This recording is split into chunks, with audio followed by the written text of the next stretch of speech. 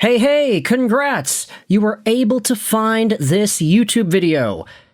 Please, if you have a minute, I'd really appreciate it if you took a second to head over to our Community Posts tab here on YouTube, because by the time this video is public, there's going to be a new post on here that I really want to get some attention. So, yeah, I kind of need a bit of help these days. If you have a minute, I'd really appreciate it. No pressure, though. The fact that you were here in the first place means the world to me. Let's get on with this video commentary, because today, I wanted to talk about the first overall projected pick, Gavin McKenna, and an opportunity that the Vancouver Canucks have right now to potentially make things more seamless, should they find themselves the opportunity to draft Gavin McKenna. Today, we are talking about duos. We're talking about teammates. And we're talking about guys that the Vancouver Canucks could potentially target in NCAA free agency. Now, I'm going to leave a link in the description of this piece posted by Dave Hall a few weeks ago. 8 potential 2026 NCAA free agent forwards the Canucks could target. Now, as is the territory, this is a list of 8. There are a number of guys that are available, there are a number of guys that are free agents, and that are worth taking a look at. Some guys have more points, others have more upside. But in this piece, there's a very particular name playing out of the Penn State University Nittany Lions that I think we should definitely have a look at. So again, big shout out over to Dave Hall. Let's scroll down into the body of this piece. Skip past TJ Hughes. I kind of don't want to think about guys named Hughes who play for Michigan University. It's kind of traumatic at this point. And let's scroll all the way down over to J.J. Wiebusch. Take a look at this. He plays for Penn State University, a 22-year-old forward, 6 feet, 176 pounds, a right-handed guy who was able to score himself 31 points in 30 games. With J.J. Wiebusch, the word is upside. The sophomore, who recently turned 22, has already matched his freshman production in 10 fewer games. Playing on a high-octane Penn State squad certainly provides opportunity, but Wiebusch isn't riding coattails. He's having a strong season and steadily gaining traction among NHL scouts. He's a decent skater with a quick, efficient stride. Wiebusch consistently finds soft spots in coverage. Despite being on the lighter side, he generates a surprising amount of offense from the slot and net front as he bangs away at loose pucks. His release is quick and deceptive, and he doesn't need much time or space to beat goaltenders. There is also a subtle edge to his game. He competes in traffic and isn't shy about attacking high-danger areas.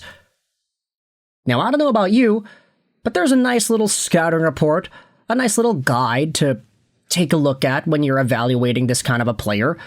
Wiebusch was from River Falls, Wisconsin, USA, and as we had mentioned, 22 and he's undrafted.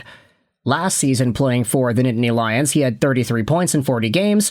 This year, as a sophomore, albeit on the older side, he is a point-per-game guy. 2 years ago, post-draft eligibility, he had 63 points in 60 games with the Sioux Falls Stampede. Pretty good numbers for a guy in junior, although he was an overager. Wiebusch is a guy, of course, playing out of a system that also houses Gavin McKenna. And this is one of these situations where when I think about Vancouver Canucks guys and the potential of acquiring teammates of first-round prospects, it's where we really start to get excited as to what kind of mixing and matching opportunities can exist here. Now, for reference, if we go over to Penn State University and the Nittany Lions, you will see that Gavin McKenna is the top guy in points over there. And then you have some other guys that are also available. Matthew DiMarsico is also over here, and he doesn't have NHL projectability or NHL rights being held. He is also 22 years old. He's had 2 seasons of full NCAA play already. He is currently in his 3rd Nittany Lions season. And then, of course, the other guys, you have Aiden Fink, Nashville prospect, J.J. Wiebusch, and then some other names here too. Luke Misa is a pretty interesting one that comes to mind. But I wanted to use this video also as an opportunity to talk about guys in the past that we have linked to Vancouver that I remember a lot of Canucks fans wanted to see get signed by the Canucks. For example, if you head back over to Brock Boeser and what he was doing in the NCAA with the University of North Dakota, this 2015-16 season for Brock was an absolute game changer. 60 points in 42 games played, playing for Nodak. And it was super noteworthy because Brock Boeser was part of a crazy good unit. The first line was known as the CBS line of Drake Caggiula, Nick Schmaltz at center, and Brock Boeser on that right wing. They all produced points like crazy. The top defenseman on the team was Troy Stecher, who actually signed with Vancouver later that offseason. Drake Caggiula, on the other hand, ended up going to, I believe, his very first NHL destination. It was either Edmonton or Chicago, one of the two. There you go, it was Edmonton. And Nick Schmaltz back in that time frame was already drafted by Chicago. So there was an opportunity back in 2016 where I remember a lot of Canucks fans were like, hey, Stetcher's available, you can sign him, and the Canucks did. And then Drake Caggiula, Brock Boeser's other teammate, is also available, you can sign him. And the Canucks did. Funny enough, there actually are two more future Vancouver Canucks to be on this list. Can you see if you can name them? Yeah, that's right. You have yourselves Tucker Poolman, who was playing for Nodak in that time frame, and you also had Christian Wolanin, two guys who inevitably did become Brock Boeser teammates at the NHL level. Meanwhile, you have Elias Pettersson, who had a crazy good record in Sweden as a prospect. Yeah, believe it, once upon a time, Elias Pettersson was a good hockey player. And during his draft-eligible year with Timrå in the Allsvenskan, this guy had 41 points in 43 games. Somewhat unheard of for a guy who was 18 years old getting drafted the very next year. The teammate that he was going out there and dominating this league with was none other than Jonathan Dahlen, whom the Vancouver Canucks were able to acquire via a trade for Alex Burrows with the Ottawa Senators. Dahlen, honestly, is one of these sad stories for NHL prosperity because he was a former prospect. He was taken in the first two rounds by Ottawa in 2016, and he displayed so much potential. He was just so good at producing in Sweden, and then in the AHL, he just couldn't really get his feet under him. He went back over to Sweden again because it was reported that he was homesick, absolutely dominated that league over there. 77 points, 71 points, before trying things out one more time in the National/American Hockey League systems. He had 22 points in 61 San Jose games in 21-22, but then said, screw this, I'm going back to Sweden again. Made his way back over to Timrå, where he still plays today.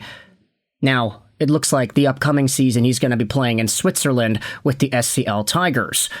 But Dahlen was always one of these guys where the skill was there, and the camaraderie with Elias Pettersson was there.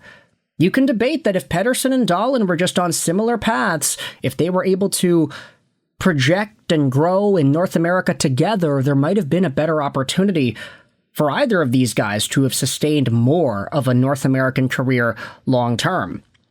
But it can never be said that there wasn't an effort because these guys were good together in the past.